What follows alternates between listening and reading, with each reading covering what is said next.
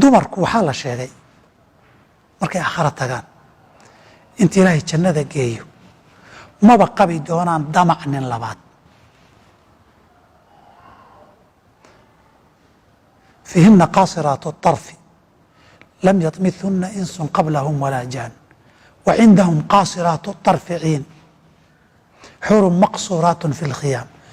qaasiraatu الطarfi, qasru طarfiga waxaa looga jeedaa ninkeeda mooyeen mid kalaba ma rabtaba, qalbigeedana kuma soo dhaco, rabitaanna uma hayso haba yaraatee.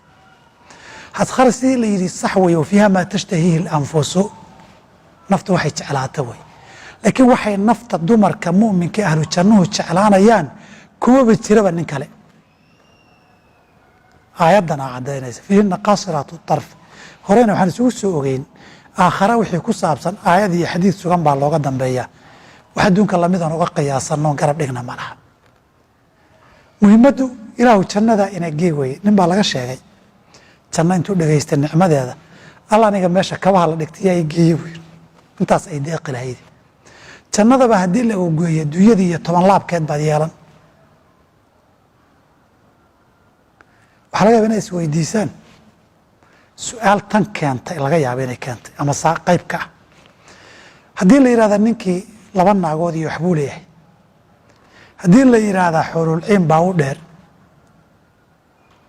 de adduunkaba markuu 2 naagood iyo ka badan qabay, qayb baa marar qadi jirtay, inay waxoogay qaddo oo tabasho timaada soo iman mayso.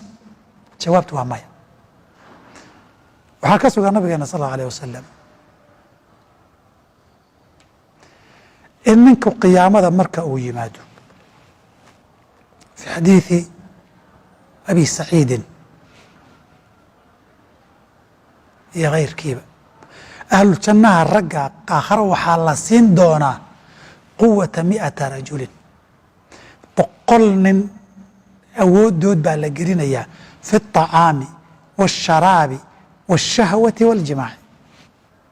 rabitaankii iyo gogoshii iyo cunadii iyo cabitaankii 100 nin awooddood baa la siinayaa.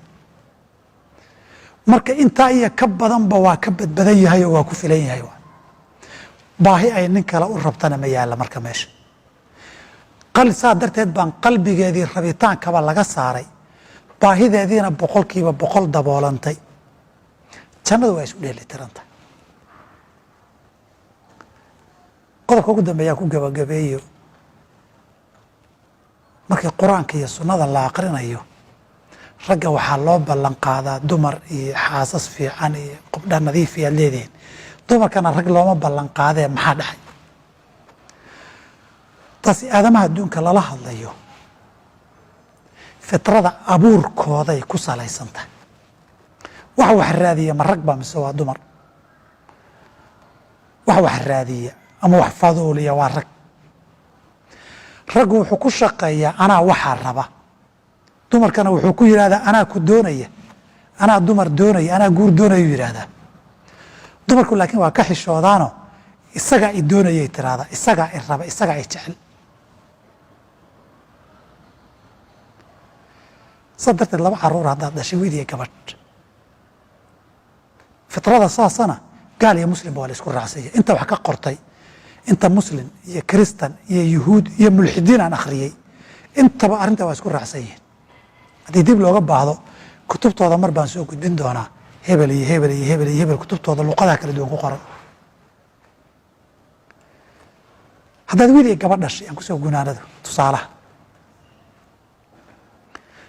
waxaa badan wiilka inaad tiraahdo haddaad waxa fiican samayso oo darajooyinkaa fiican keento, gabadha ugu fiican baan kuu guurin.